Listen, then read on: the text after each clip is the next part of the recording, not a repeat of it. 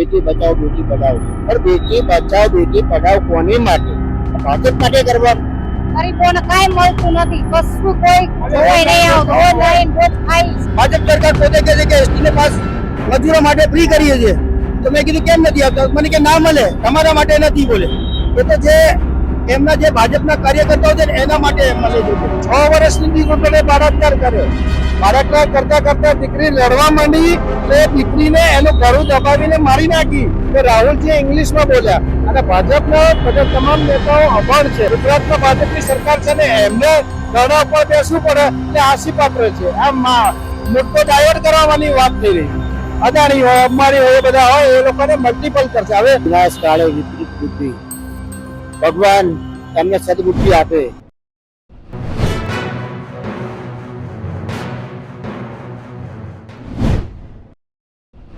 નમસ્કાર મિત્રો, એક નેતૃત્વમાં આપનું સ્વાગત છે. હું છું ભરત પટેલ. આજે આપણે છીએ બાપુનગર શ્યામ શિખર બ્રિજની નીચે, જ્યાં સ્થાનિક જનતા મોંઘવારીના મુદ્દાને લઈને પીસાઈ રહી છે. એના માટે આપણે ચર્ચા કરીશું સ્થાનિક કર્મચારીઓ અને સ્થાનિક આગેવાનો સાથે. પહેલા આપનું નામ જણાવો. દિનેશ કુમાર પટેલ. દિનેશભાઈ, ગુજરાતની કલંકિત ઘટનાઓ ભૂલી રાહુલ ગાંધીના નિવેદન મુદ્દે સીએમ ભૂપેન્દ્ર પટેલના ધરણા કેટલા યોગ્ય? હવે આપને એક હસવા જેવી વાત થશે કે આજે સરકારને ધરણા ઉપર આવવું પડે તો એનો મિનિંગ એમ થયો કે રાહુલજીથી ડરી ગયા છે. રાહુલજીથી આ લોકો ડરી ગયા છે. રાહુલજીએ શું કીધું કે જાતિવાદ ઉપર છોડીને તમામને તમે અનામત આપો. વાત એ હતી, પણ આ અભણ લોકોને એટલી ખબર નથી પડતી કે રાહુલજી ઇંગ્લિશમાં બોલ્યા અને ભાજપના બધા તમામ નેતાઓ અભણ છે. એની સમજી જ નથી શક્યા કે રાહુલજી શું કહેવા માંગે. એના માટે રાહુલજીએ કાલે જે એમને ત્યાં નિવેદન આપ્યું ઇલેક્શનમાં ગયેલા ત્યાં કે તમામ લોકોને અનામત 2 લાખ લોકોને નોકરીઓ આપવાની, એમાં કોઈ નાત જાતનો ભેદભાવ નહીં. એટલે આ લોકોને ડાયવર્ટ કરવા માટે, મુદ્દા ડાયવર્ટ કરવા માટે છે. દીકરી પર બળાત્કાર થયો એ મોંઘવારી, એ મુદ્દા ડાયવર્ટ કરવા. અને સૌથી હસી પાત્ર તો એ છે કે ભાજપની સરકાર છે, 30 વર્ષથી ગુજરાતમાં ભાજપની સરકાર છે ને એમને ધરણા ઉપર બેસવું પડે એટલે આશીપાત્ર છે. આ મુદ્દો ડાયવર્ટ કરવાની વાત થઈ રહી છે. બીજો મુદ્દો છે, સંખ્યાબંધ ગુનાઓમાં આરોપીઓના ભાજપ સાથેના કનેક્શનો બહાર આવ્યા છે, ત્યારે ભાજપના તમામ નેતાઓના મોં સિવાય ગયા છે, બરોબર? અને આ મુદ્દાને ગેરમાર્ગે દોરવાનો પ્રયાસ કરી રહ્યો એવું લાગે છે તમને? 110% હું એ જ કહેવા માંગુ છું કે જો આ દરેક બીજા મારી પાછળ બધા ગરીબ લોકો બેઠા છે, ચાલીઓ માને છે, એમને કોઈ પણ કીધા વગર, નોટિસ આપ્યા વગર એમને આ 25-26 તારીખે ડિમોલેશન કરવાના છે. ગઈકાલનું પણ તમે જોજો તો સોમનાથમાં તમે જો 1000 કિલોમીટરની જગ્યાઓ એ લોકોએ બુલડોઝર 2000 પોલીસો વાળાને ભેગા કરીને બુલડોઝર ફેરવીને અને એમના જે અદાણી હોય, અંબાણી હોય, એ બધા હોય, એ લોકોને મલ્ટિપલ કરશે. હવે વાત રહી આ ગુનાહિત મુદ્દાની, તો જે દીકરી ઉપર એના પ્રિન્સિપાલ જે હતા એ ભાજપનો માણસ હતો.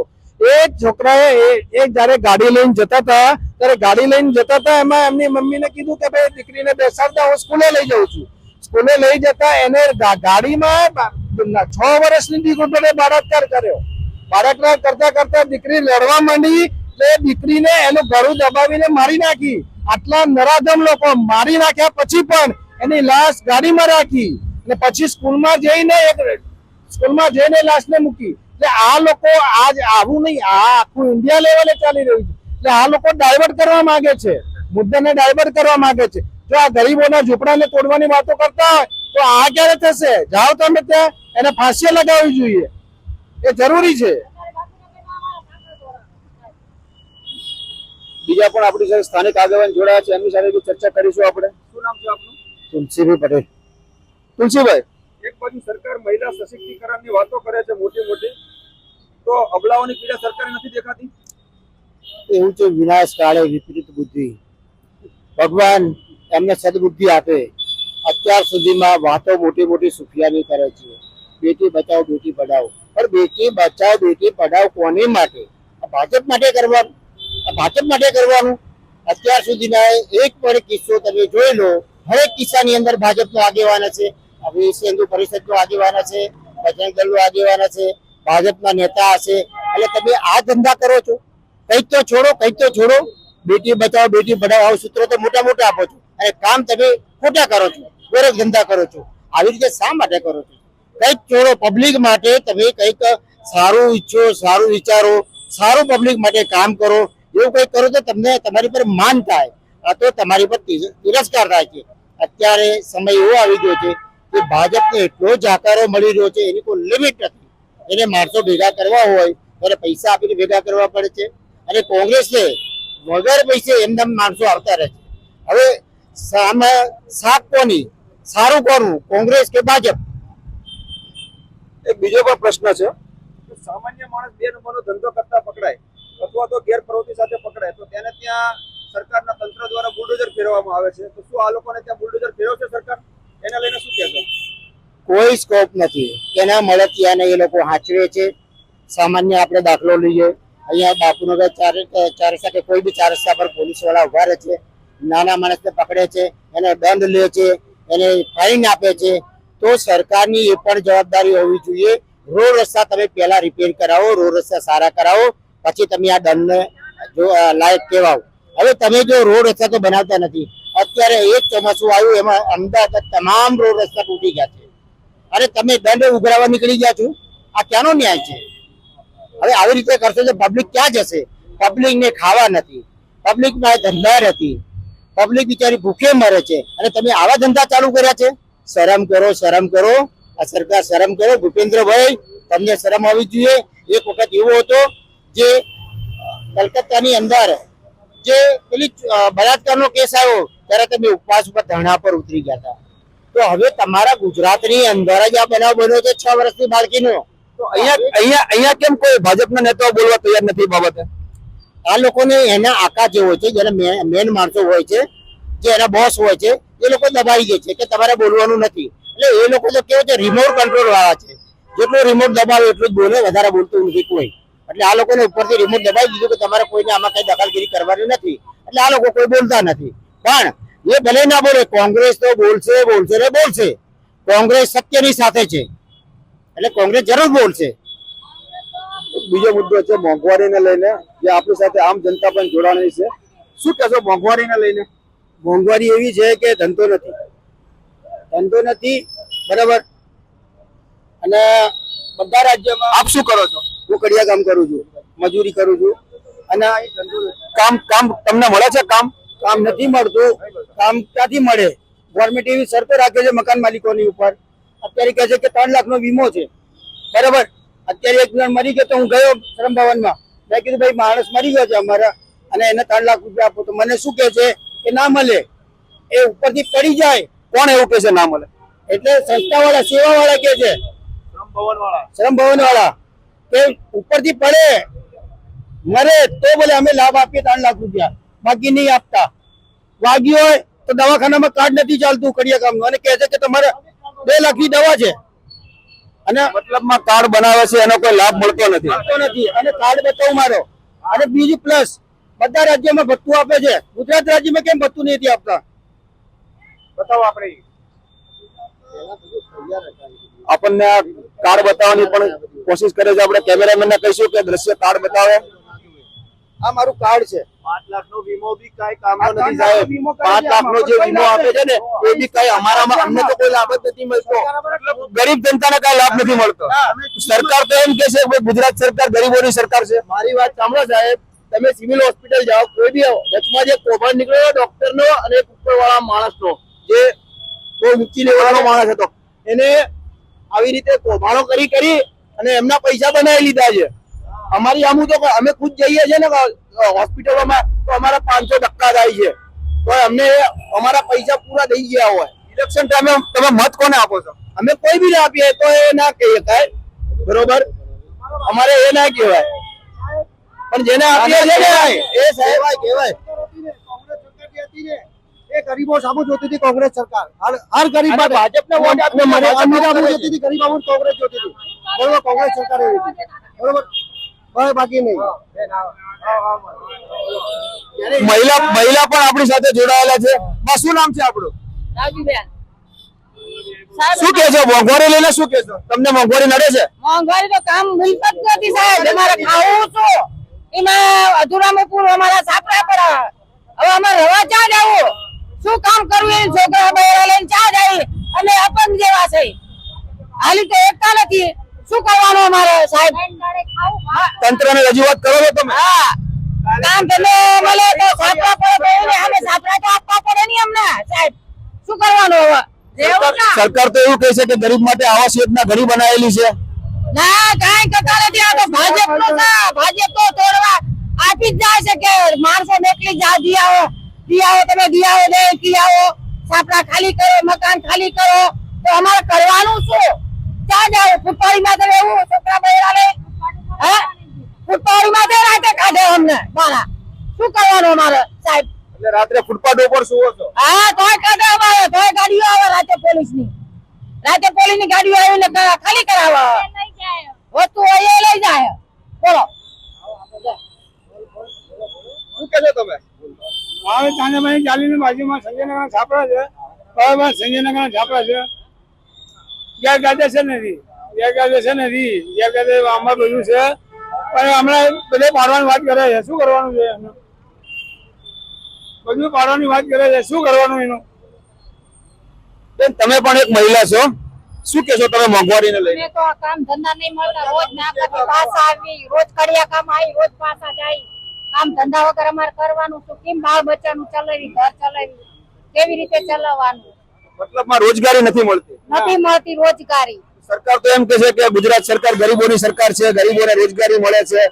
ગરીબોને કાંઈ મળતું નથી કશું કોઈ જોવાય નહીં આવતું રોજ લઈને રોજ ખાઈ મહિનામાં 2 દાડા ભરાય એમાં 2 દાડામાં તો કોને આપે છે? જે ઘરે રહેતું હોય, જે કડિયા કામ કરતું હોય, એને કોઈ લાભ નહીં. અને જે નથી કરતું એની જોડે જાઓ, જઈને જુઓ તમે, એને સાયકલ આપી છે, કડિયાનો સામાન આપ્યો છે. જે સીવણ ક્લાસ નહીં કરતો એની જોડે સીવણ ક્લાસ જે કામ નહીં કરતું એ લોકોને મશીનો આપી છે. અને જે કડિયા કામ કરે એને કોઈ વસ્તુ નથી મળતી. જે ફાલતુ લોકોને ભાજપ સરકાર આપે છે. ખરેખર મતલબ જેને જરૂર છે એને વસ્તુ નથી મળતી, જેને જરૂર નથી એ લોકોને વસ્તુ મળે છે.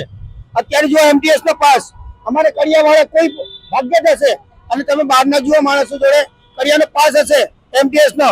અત્યારે એસટી નો પાસ કાઢ્યો છે. મેં પૂછ્યું સરકારને કે મેં કીધું એસટી નો પાસ ક્યાં નીકળશે શ્રમ ભવનમાં? મને કહે છે તમારે શું કામ છે? બોલે અહીં નથી નીકળતો બોલે એમટીએસ નો. તો મેં કીધું પેપરમાં આપ્યું છે. ભાજપ સરકાર પોતે કહે છે કે એસટી નો પાસ મજૂરો માટે ફ્રી કરીએ છીએ. તો મેં કીધું કેમ નથી આપતા? મને કે ના મળે, તમારા માટે નથી બોલે. એ તો જે એમના જે ભાજપના કાર્યકર્તાઓ છે ને એના માટે મળે છે બોલે. તો શું કીધું છે મને? બીજી પણ સ્થાનિક જનતા છે, આપણે એની પાસે બી પૂછીશું કે શું છે સમસ્યાઓ. શું નામ છે કાકા આપનું? જન્મસિંહ તોમર, ઇન્ડિયા કોલોની વોર્ડ પ્રમુખ છું. અને અહીંના જે લોકો છે ગુજરાત સરકારના આ ભાજપના ભ્રષ્ટાચારથી એટલું ખદબદી રહ્યા છે અને ક્રાઇમ રેટ એટલું વધી ગયો છે કે અહીંની જનતા ત્રાહિમામ થઈ ગઈ છે. ગોધરા કાંડમાં જો પેલો આચાર્ય જેવો જેને ભગવાન માનવામાં આવે છે આ 6 વર્ષની બાળકી ઉપર આવું બળાત્કાર કરે તો સારું, એનાથી આગળ શું કહી શકીએ? સરકાર મૌન બેસી છે, કોઈ પગલા લેતી નહીં. આવા લોકોને ફાંસી આપવી જોઈએ, ત્યારે લોકોને મેસેજ જાય કે આ સરકાર બેટી બચાવો બેટી પઢાઓમાં સક્સેસ છે. આવું કોઈ કાયદા કાનૂન ગુજરાતમાં છે જ નહીં. અત્યારે નાની નાની દીકરીઓ પર બળાત્કારની ઘટના બને છે, એ લોકોના ખૂન કરી નાખવામાં આવે છે, તેને લઈને તમે શું કહેશો? બહુ શરમજનક વાત છે. સરકારને ડૂબી મરી જવું જોઈએ. આવા તંત્ર બેદરકાર બનીને બેસે તો લોકો શું અપેક્ષા રાખે સરકારથી? હું તો કહું છું કડકમાં કડક સજા થવી જોઈએ. કોઈ પણ હોય, કાયદો યાની કાયદોનું પાલન ચુસ્તપણે થવું જોઈએ. સાહેબ, તમારે પણ દીકરી હશે, મારે પણ દીકરી છે. જયારે આપણે એને સ્કૂલે મોકલીએ છીએ ત્યારે તમને કેવો અહેસાસ થાય છે? જ્યાં સુધી દીકરી ના આવે ત્યાં સુધી બે તો લાગે જ ને. ઘરવાળાને બાપ માને તો બે લાગે. ત્યાં સુધી એનો બચ્ચો ઘરે ના આવે ત્યાં સુધી બેમાં જ હોય. તો દાહોદમાં જે દીકરીની ઘટના ઘટી છે મૃત્યુ કરવાની, એના દીકરીના માતા દ્વારા એવું પણ પેપરમાં આર્ટિકલ આપવામાં આવેલો હતો કે મેં મારી દીકરીને એ દિવસે સ્કૂલે મૂકીને મેં મારો દીકરીનો છેલ્લો દિવસ જોયો હતો. હા, તો છેલ્લો જ દિવસ હતો ને સાહેબ. પછી એની દીકરી એને મળી જ નહીં. અને મળી તો એને મોતનો મોડો જોવું પડ્યું. એને મૃત હાલતમાં જોઈ. એ છેલ્લો જ દિવસ હતો એની માતાનો. એ બહુ ગંભીર વાત છે. સરકારે જાગી જવું જોઈએ. આવી અનિદ્રામાં ના ઊંઘવું જોઈએ. અને આવો બનાવ બને તો એમાં કડકમાં કડક અમલ થવું જોઈએ. એ જ અમારા સૌની માંગણી છે. શું કહેશો તમે કાકા? સાહેબ મોંઘવારી માજા મૂકી દીધી છે અને જુઓ કે અમે મફત અનાજ આપીએ છીએ, રેશનિંગ કાર્ડમાં મફત અનાજ આપીએ છીએ, એમાં ઘઉં આવે તો ખાવા જેવા રહેતા નથી. આ મહિનાની કોઈને ખાંડ મળી નથી. તમે કોઈ પણ કાર્ડ ધારકોને પૂછશો તો આ મહિનામાં ખાંડ કોઈ દુકાનદારોએ આપી જ નથી. એટલે જરા એ તપાસ કરાવો અને દરેક રેશન કાર્ડ ધારકોને, ગરીબ પ્રજાને મફત જે અનાજ મળતું હોય તો મફત તો નથી લેવું, પણ એના હકનું તો આપો સાહેબ. એટલે આ પ્રશ્નનું જરૂર નિરાકરણ કરો. લોકોના છાપરા પડે, બિચારા બહાર સુઈ જાય. સાહેબ આ મુદ્દાને લઈને મારે જે પ્રહલાદ મોદી સાહેબ છે, જ્યાં ફોર્થ વિલેજ એસોસિએશનના પ્રમુખ છે, મારે સાહેબ એમની જોડે કાલે ચર્ચા થઈ. મેં એમને એ બી પ્રશ્ન જ પૂછ્યો હતો કે સાહેબ ગરીબો એમ કે છે કે અમને અનાજ દુકાનેથી પૂરું મળતું નથી, તો એમના દ્વારા એવું કહેવામાં આવ્યું કે ગરીબ લોકોને અનાજ પૂરેપૂરું મળે છે. એને લઈને શું કહેશો તમે? ગરીબોને શું અનાજ પૂરું મળતું જ નથી સાહેબ. ખાલી ઘઉં, ચોખા અને બાજરીમાં ખાવા જેવી નહીં. ખાંડ મળે તો ખાંડ તો આ મહિને આપી જ નથી. દુકાનદારો તો એમ કહે છે કે અમે આવી જ નથી. અમે માય રેશન કાર્ડનું, માય રેશન એપમાં જોઈએ તો જથ્થો આવી ગયેલો હોય છે. દુકાનદાર કે અમારી જોડે આવ્યો નથી. અત્યારે આજે 29 તારીખ થઈ, આજ સુધીમાં ખાંડ મળી નથી. તમે ગમે તેને પૂછી જોજો, કોઈ પણ દુકાનદારે ના જ પાડે, કોઈ પણ કાર્ડ ધારકોને પૂછી લો, કોઈને ખાંડ નથી મળી. ઘઉં મળ્યા હોય તો ખાવા લાયક નહીં, બાજરી હોય તો ખાવા લાયક નહીં. આમાં કરવું શું? મોંઘવારીએ માજા મૂકી શું કરવાનું? ગુજરાતમાં ભાજપની છેલ્લા 28 વર્ષથી સરકાર છે. ગુજરાત સરકાર એમ કહે છે કે ગુજરાતમાં ગરીબોની સરકાર છે. એને લઈને શું કહેશો? ગરીબોની સરકાર શું સાહેબ? ગરીબોને ખાવા ના મળે, સરખું ધાન ના મળે, એમને રોજગારી ના મળે, એમને જવું ક્યાં? એમને ક્યાં મોંઘવારી ભથ્થું, તો કોઈ મોંઘવારી ભથ્થું ના મળે. એમાં કરવું શું? ગરીબોને, ગરીબ તો ગરીબ જ રહે છે, ઉપરથી એમના છાપરા પાડી નાખવાના. એમને કોઈ સરખું અનાજ આપવાનું નહીં, ટાઈમસર અનાજ ના મળે. એમાં કોઈ ગરીબોને ફાયદો નથી. સ્કીમ આપે છે, સ્કીમ બહુ આપે છે ભાજપ સરકાર, પણ એકે ફાયદો નથી. ખાલી આ એક એમટીએસ નું પાસ કઢાયું છે, જો ભાગ્ય જ કોઈ આ હજારોની પબ્લિકમાં 10 જણા જોડે એમટીએસ પાસ હશે, બાકી કોઈ જોડે નથી. પેલો પાસ લેવા જાય એટલે તમે આ લાવો.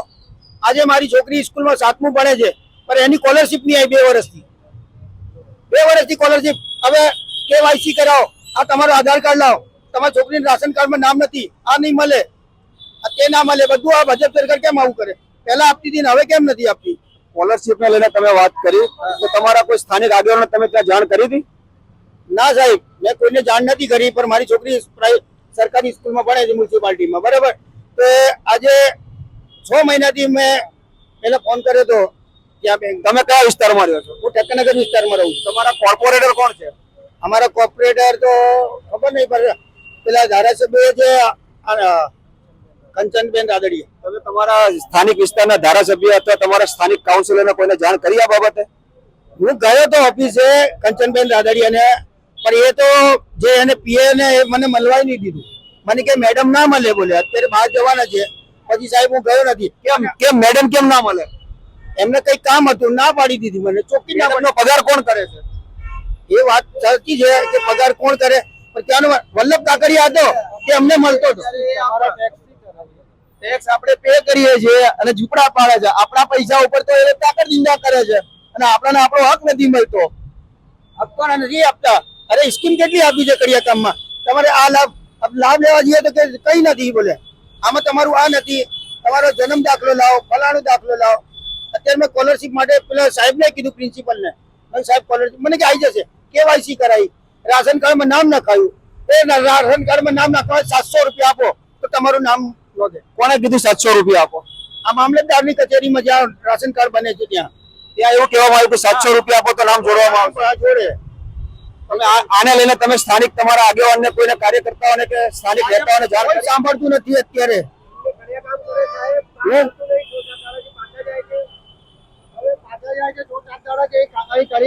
ચોમાસું છે, કામ જાય 700-800 રૂપિયા લાવો કે અમારી અહીં હાજરી 500 રૂપિયા છે.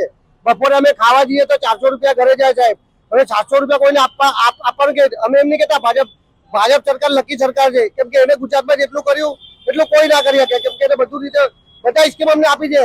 પણ સ્કીમ લેવાનું મગજમારી બહુ છે, બાકી સ્કીમ બહુ નહીં. મોદી સરકાર એટલી સ્કીમ છે, સ્કીમો કરે છે પણ લાભ મળતો નથી. ભાજપ સરકાર લકી સરકાર હું પોતે માનું છું કે નહીં, ભાજપ સરકાર લકી સરકાર, મોદી સરકાર ગ્રેટ સરકાર. પણ લાભ નહીં મળતો. કોંગ્રેસ હાથમાં તમે કઈ બી જાઓ તરત કોર્પોરેટર સંચિકા કરી દે જાઓ પેલી તો છે એવું બધું કોંગ્રેસ. પણ નહીં લકી એટલે કોંગ્રેસ સ્થાનિક લોકોનું એવું કહેવું છે ભાજપ સરકાર લકી સરકાર સ્કીમો સારી છે પણ ગરીબ જનતાને લાભ નથી મળતો. આવા જ વિડીયો જોવા માટે અમારી સાથે સંકળાયેલા રહો. તે જ મિત્ર ભરત પટેલ.